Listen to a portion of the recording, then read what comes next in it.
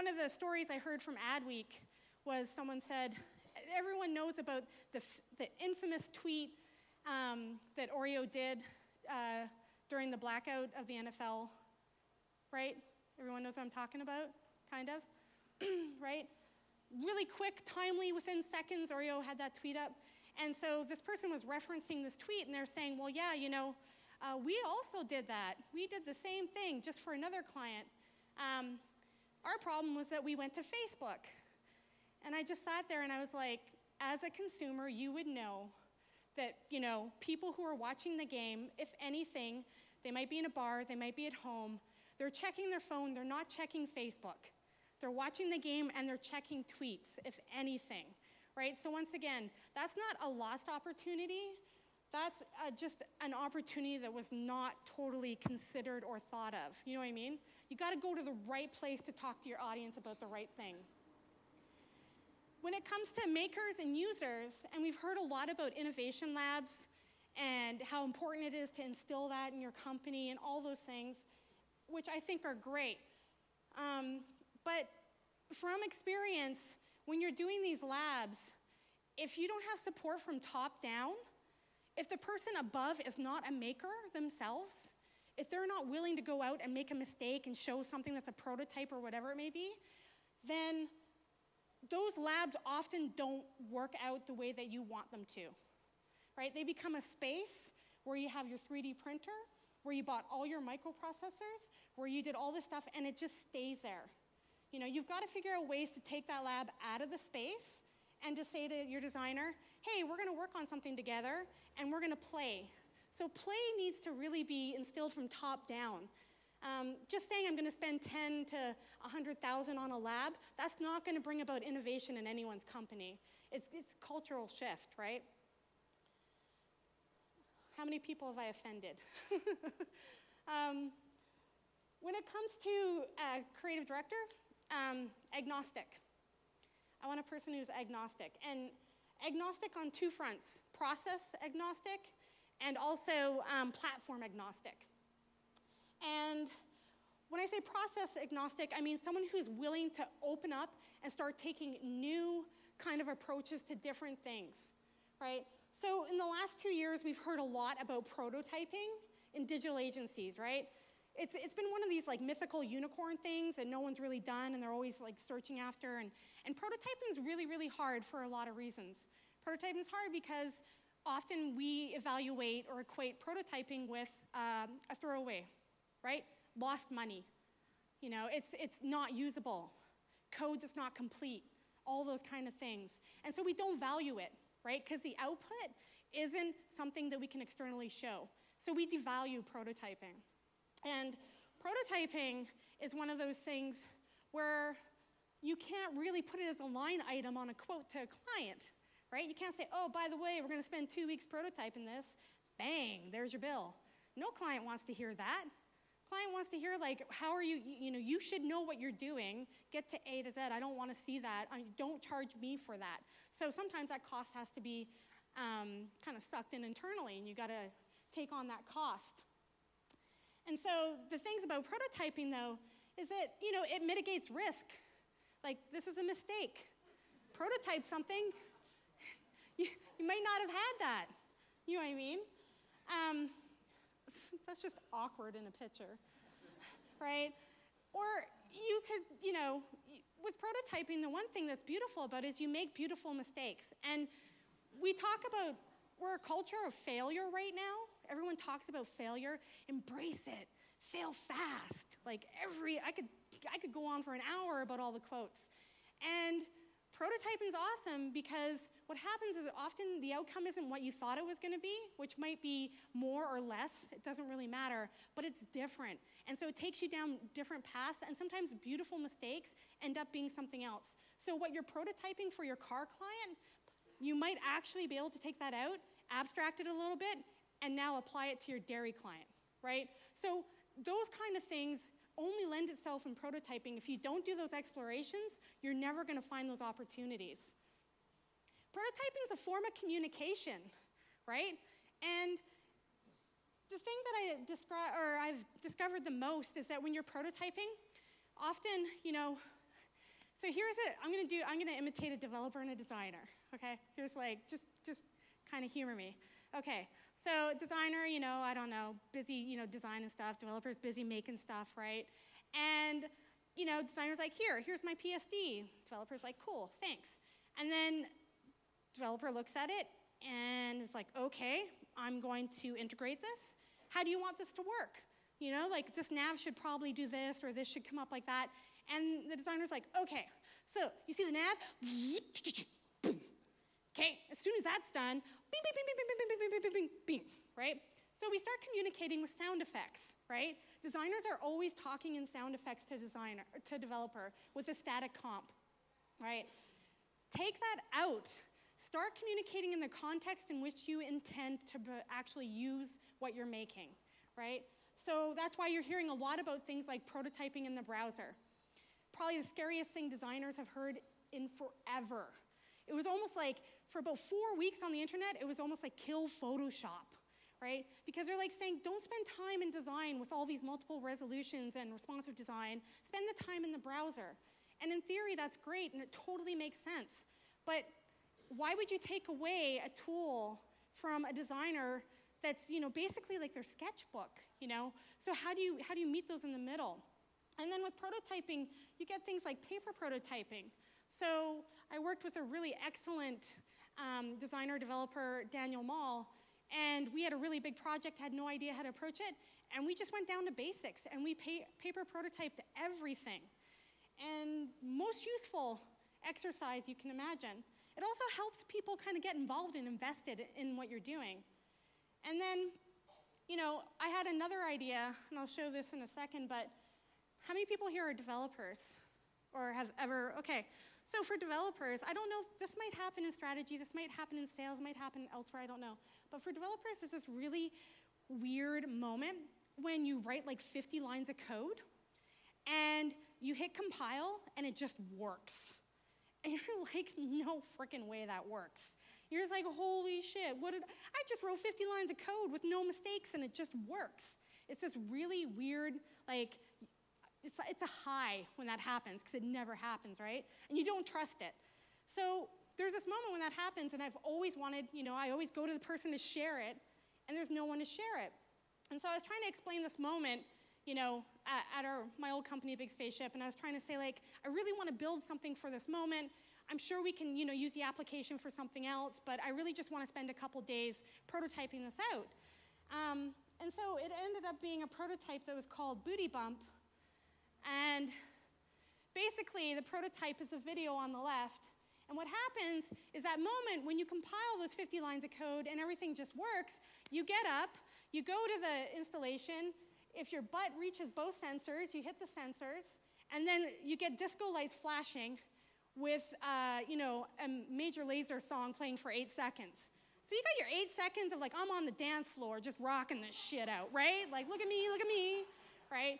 And this is like the very, very, very crappy prototype, taking just 2 colored light bulbs and taking the bare, basics that I could do using a Raspberry Pi, getting it up and running, had that running in a day, and then actually built out the installation like in a better prototype form, that's actually my butt molded. We took chicken wire and molded my body and then filled it full of foam. So, made it like a true installation. And, once again, a day and a half, really fun.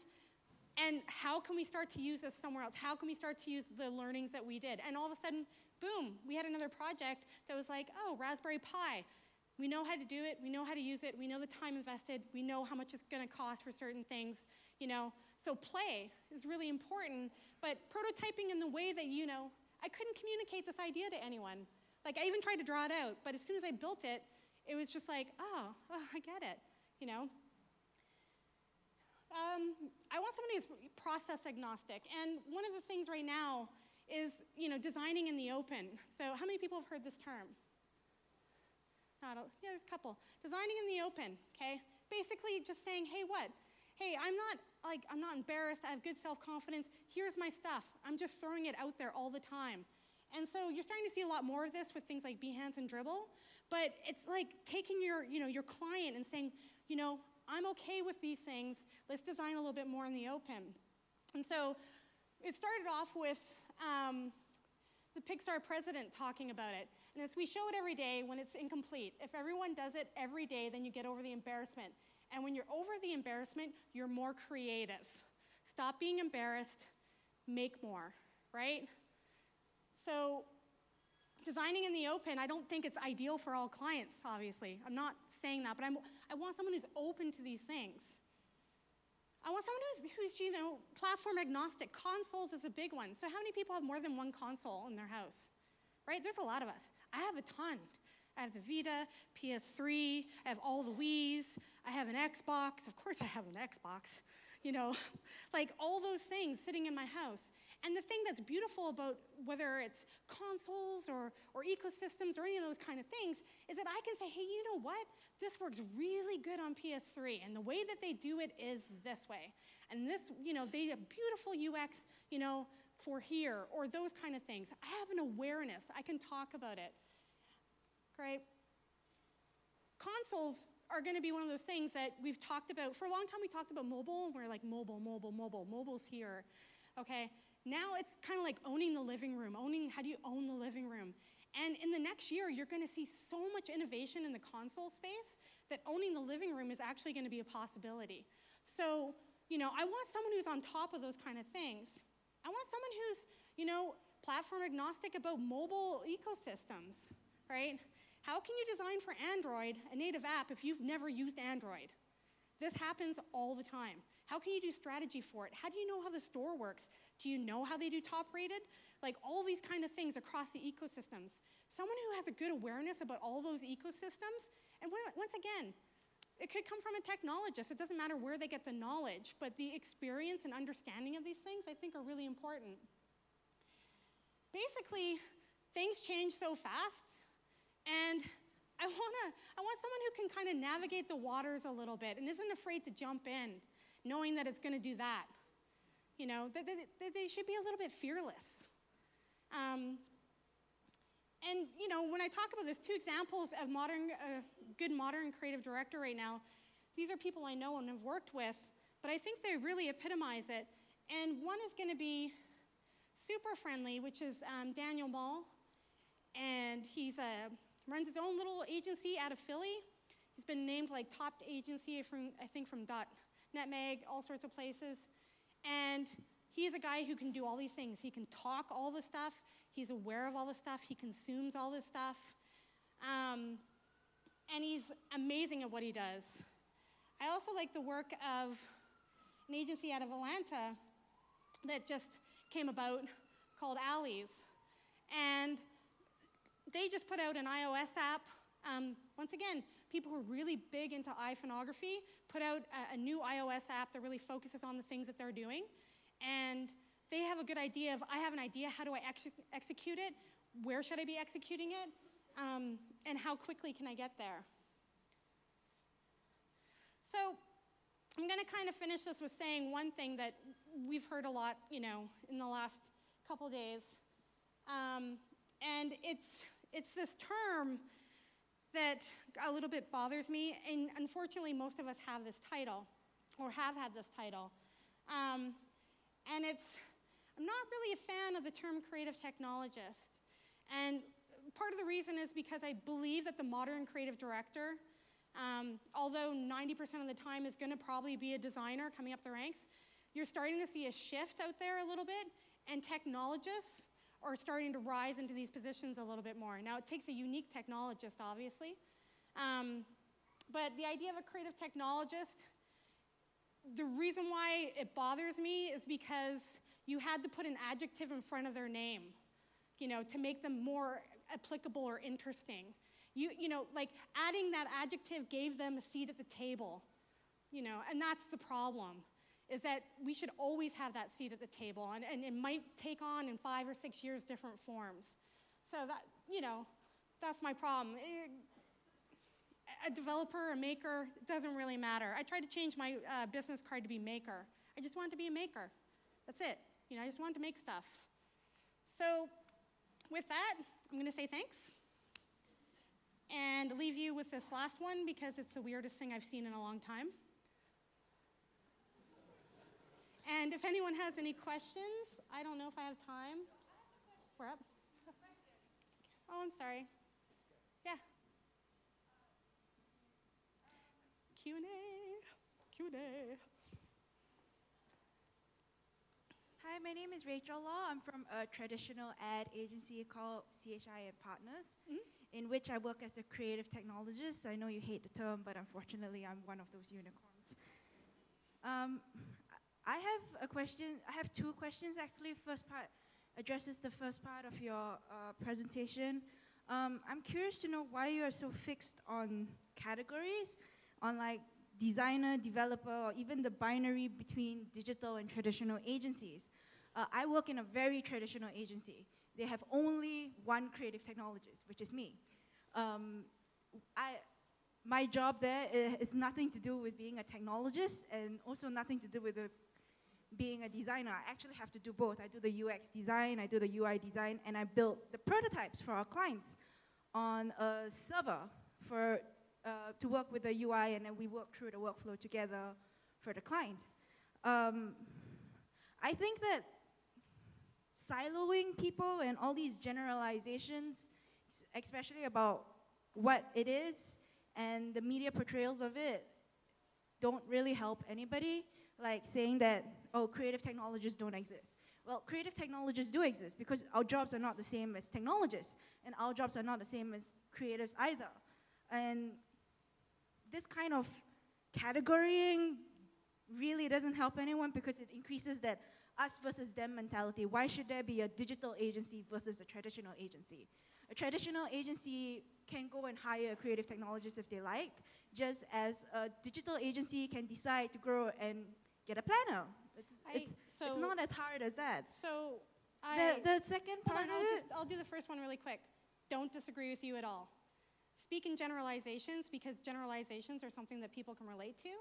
Do not disagree with you at all. Basically brought that into traditional is now becoming more digital, and those roles are different, right? Those roles change. And a creative technologist, once again, a creative technologist is just a very broad, it's an opinion on my part, but it's also just a very broad title. So, in your job, if you're the only person who can speak technology but also speak UX, you're going to wear many hats. And every agency is different. So sometimes they're going to have one of you, and sometimes they're going to have 10 of you, and you might be called something different. You might be called an experience designer, right? You might be called any of those things. So I agree that, perpetuating that is not necessarily, what we should be doing, but I think that's where I come to in the idea at the end, is that I think that someone who is a modern creative director, or a technologist, is going to be more versed in all sorts of disciplines, right? We know that siloing people in designer development is always going to be problematic, always, right? It's always going to have those after effects. So totally agree with you on those points. And your second question? The second question is, I actually disagree with what your idea of a good creative director is as well. It's great that they're all multilingual and they can speak many languages, but the truth is, there's a reason why we have account executives to speak business and manage the work. There's a reason why we have developers, because we need someone who knows how to write production level code and not prototyping code.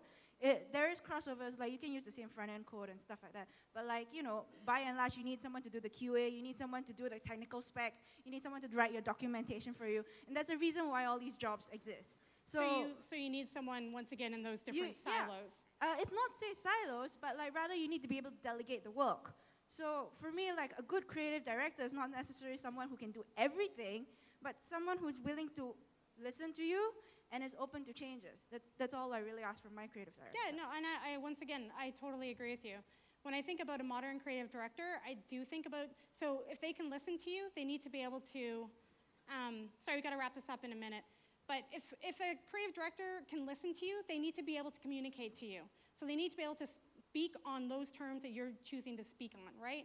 So if you're talking technology and you're trying to say that you have to push this back 3 weeks because of X, Y, and Z, whether that's your creative director, whether that's your producer, whatever, you've got to speak to them in the terms that they understand, right? So there is some crossover between those things.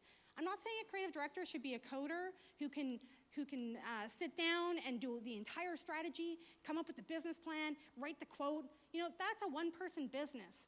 I'm saying I want a creative director who's not sitting somewhere in a room, who's, all of a sudden, boom, I have this awesome idea, throws it out, and then never, ever is involved again with that idea. Right? So when I talk about being multilingual, I talk about someone who can a better communicator. And when I talk about someone who is agnostic, I talk about someone who's aware of what's going on there. And when I talk about any of the other things that come along with that, a maker or creator, I think it's really important that a person, especially if they're a creative director, that they are making, that they are inherently, they've got that maker mentality. Do you know what I mean? Makers and meters. And often you have to be that meter as well, but for me, it's more inspiring to work with someone who makes. So that's where I'm coming with those things. We can chat after. Anyways, thank you.